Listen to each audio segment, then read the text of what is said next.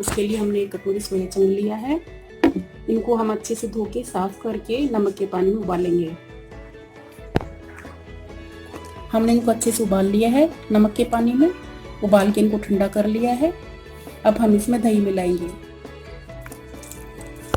दही मिला के इसे हम 10 मिनट के लिए छोड़ देंगे, जिससे दही इसमें अंदर तक चला जाए और हमारी सब्जी बहुत अच्छी बनेगी।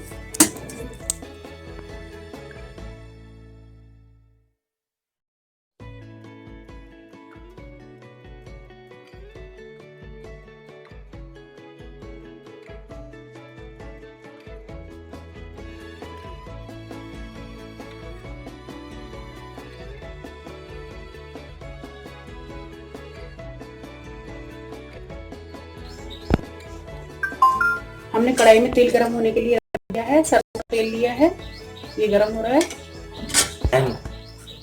ये हमारा तेल पक चुका है, इसमें हम जीरा डालेंगे।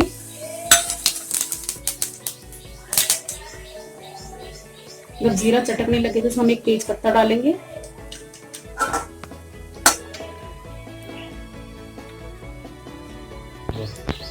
अब हम इसमें प्याज डालेंगे। एक हमने हरी मिर्च ली है, ये भी इसमें डाल देंगे।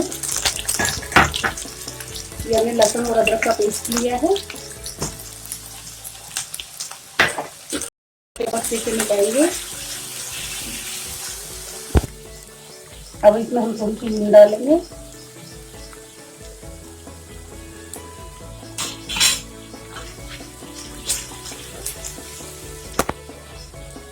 अब इसमें हम टमाटर का जो पेस्ट हमने बनाया है वो इसमें डालेंगे।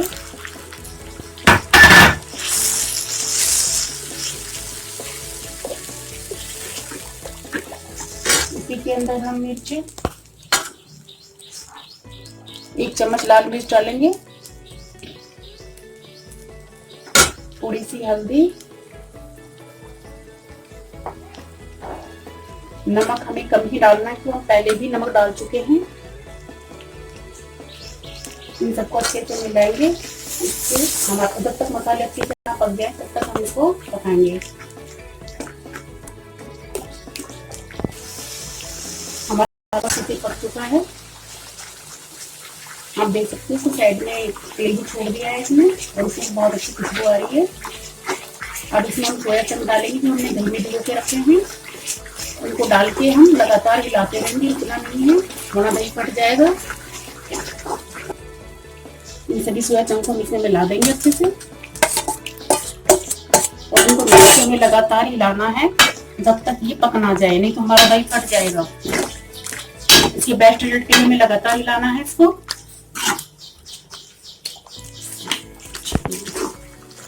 ये हमारे सोया चंक कितने अच्छे से पक चुके हैं, हमारा मसाला पक चुका है। अब हम इसमें कसूरी मेथी डालेंगे।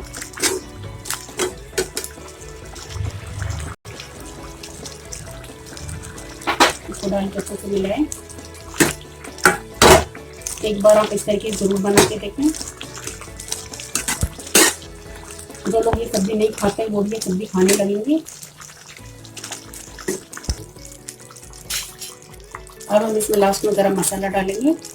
हमारी सब्जी बनकर तैयार हो गई है। आप देख सकते हैं देखने में कितनी अच्छी लग रही है। एक बार आप जरूर ट्राई करें।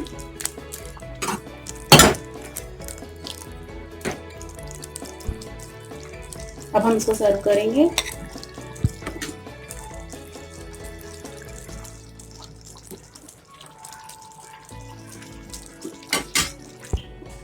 ये हमारी सब्जी बनकर तैयार हो गई है। आप देख सकते हैं कितनी अच्छी लग रही है।